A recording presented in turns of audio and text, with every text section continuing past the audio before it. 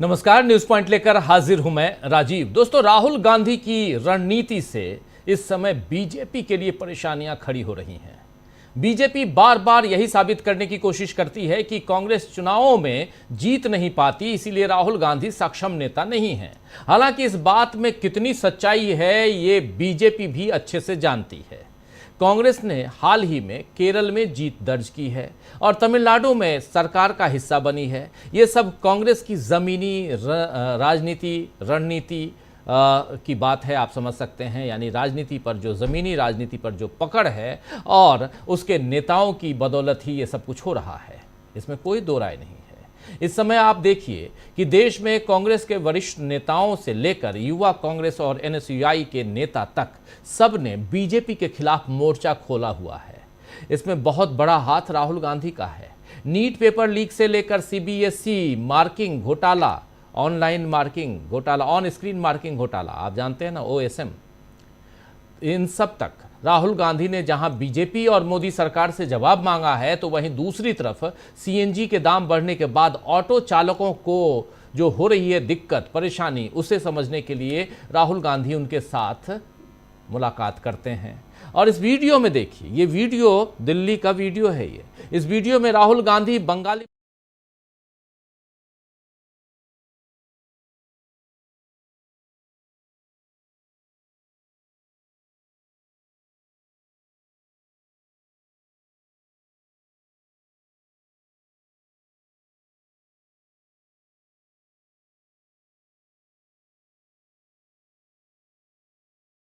दरभंगा से। अच्छा, मैं राहुल जी संग खाना पीना खाया, मैं अपना समस्या बताए। जो 2 रुपए किलो डेली गैस के रेट बढ़ जाता है, उसके लिए हमने बोले राहुल जी से हमारे बात संसद में उठाइएगा। और दूसरा क्या नाम है, बोलिए ना।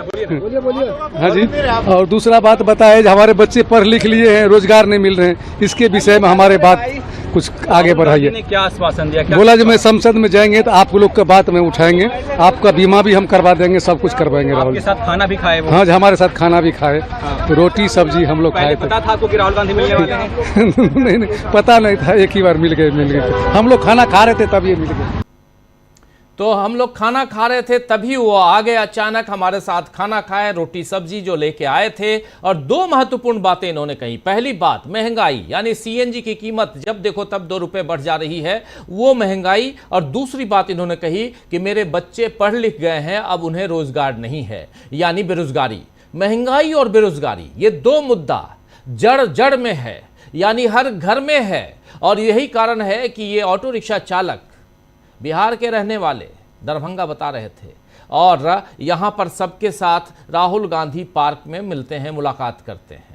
आप जानते हैं कि दिल्ली में ऑटो रिक्शा चालक जिस पार्टी के साथ होते हैं उसे बढ़त मिलने में मदद मिलती है। आम आदमी पार्टी पहले इसका फायदा ले चुकी है, लेकिन अभी ऑटो रिक्शा चालक सीएनजी महंगी होने से मुसीबत में हैं, तो राहुल गांधी उनकी बात सुनने आगे आए। और उनसे उम्मीद ऑटो रिक्शा चालकों को ये है कि ये बातें वो पहुंचाएं संसद तक और देश के ऊपर जो हुक्मरान बैठे हुए हैं वहां तक। देश का जैसा हाल हो चुका है, उसमें कोई नेता आपसे हमदर्दी के साथ बात कर रहा है, यही अजूबा हो चुका है। कौन आपके साथ हमदर्दी जताता है या बरतता है या बात करता है या रखता है? लेकिन राहुल गांधी तो लगातार इसी काम में लगे हुए हैं और इसी तरह आम जनता के बीच जा रहे हैं, उनकी परेशानियां सुन रहे हैं। अभी उन्होंने नीट पेपर लीक के कारण अपनी जान लेने वाले प्रदीप मेघवाल नाम के छात्र के परिवार वालों से मुलाकात की थी। वहीं आज राहुल गांधी ने फिर से सीबीएसई ऑन स्क्रीन मार्किंग के लिए कोएम्प्ट, ये कोएम्प्ट जो है ये कंपनी है, कोएम्प्ट को काम दिए जाने पर फिर से सवाल उठाए हैं। हिंदुस्तान टाइम्स की खबर को शेयर करते हुए राहुल गांधी ने जो कुछ लिखा है आपके सामने रखना चाहता हूं। हिंदुस्तान टाइम्स के खबर को शेयर करते हुए राहुल गांधी कह रहे हैं कि इस खबर को ध्यान से पढ़ें। वो इंग्लिश में है, मैं आपके सामने हिंदी रख रहा हूं। सीबीएसई ने 3 बार ओएसएम निविदाएं निकाली, आमंत्रित की, ओएसएम की निविदाएं यानी टेंडर आमंत्रित की। पहली बार 0 बोलियां आई, मतलब किसी ने बोली नहीं लगाई। दूसरी बार कोई योग्य बोलीदाता नहीं मिला। और अंत में तकनीकी मानकों को तब कम कर दिया गया जब तक कि कोएम्प्ट जो कंपनी है, कोएम्प्ट इसे पास नहीं कर सका। यानी राहुल गांधी लिख रहे हैं, राहुल ने लिखा कि मैं पूछता हूं कौन चाहता था कि कोयम्ट जीते, किसने धीरे धीरे मानकों को कम किया जब तक कि ये कंपनी इसे पास नहीं कर सकी। प्रधान जी और सीबीएसई, यानी प्रधान जी मतलब धर्मेंद्र प्रधान जो शिक्षा मंत्री उनकी बात कर रहे हैं, प्रधान जी और सीबीएसई का कहना है कि कानूनी प्रक्रिया का पालन किया गया। ये कोई जवाब नहीं है, ये जवाबदेही नहीं है। सवाल ये है कि क्या अनुबंध ईमानदारी से उस सर्वश्रेष्ठ कंपनी को दिया गया था जो काम को सही ढंग से कर सकती थी। 18.5 लाख बच्चों का भविष्य एक ऐसी कंपनी के हाथों में सौंप दिया गया जो नियमों में हेरफेर के बाद ही योग्य साबित हुई।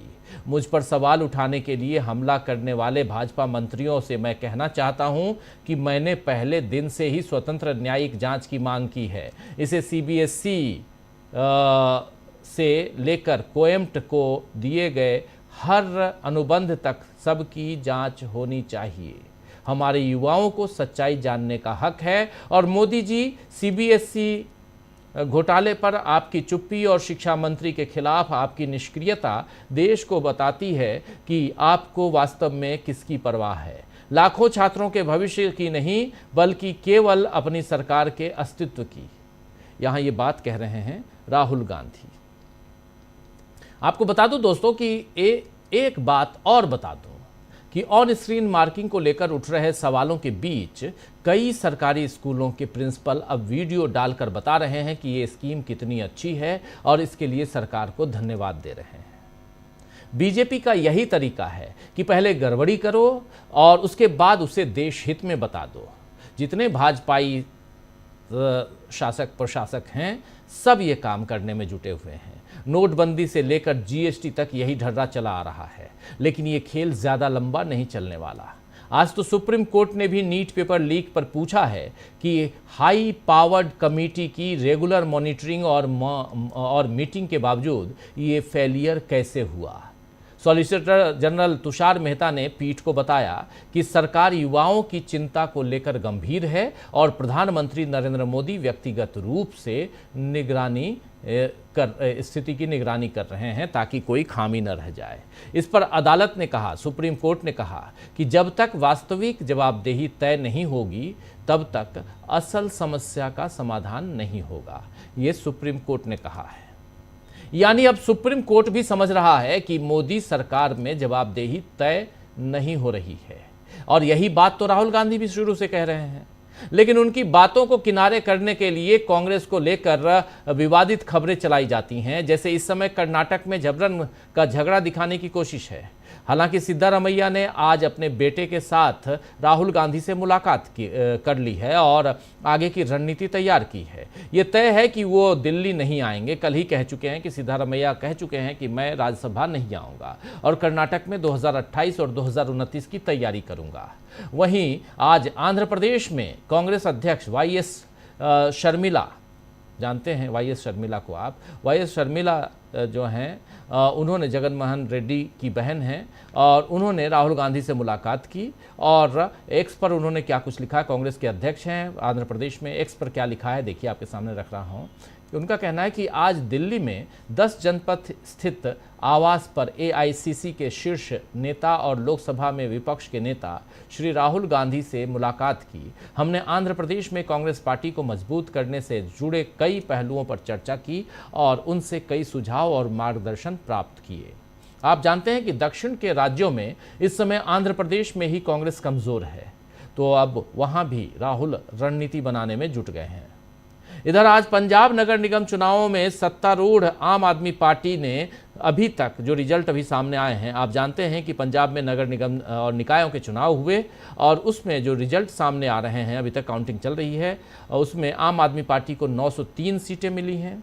वहीं दूसरे नंबर पर कांग्रेस रही है, उसने अभी तक 363 सीटें जीती हैं, जबकि निर्दलीय तीसरे नंबर पर है, 247 सीटें निर्दलीय को। चौथे नंबर पर अकाली दल 183 सीटें, बीजेपी 5वें नंबर पर 162 सीटें और बहुजन समाज पार्टी आखिरी में है जिसे 6 सीटें अभी तक मिली हैं। ये आंकड़े बता रहे हैं कि पंजाब में कांग्रेस जरा सी मेहनत और करे तो उसे बढ़त मिल सकती है। यानी कुल मिलाकर साफ नजर आ रहा है कि राहुल गांधी इस समय कमबैक की जबरदस्त तैयारी में जुटे हैं।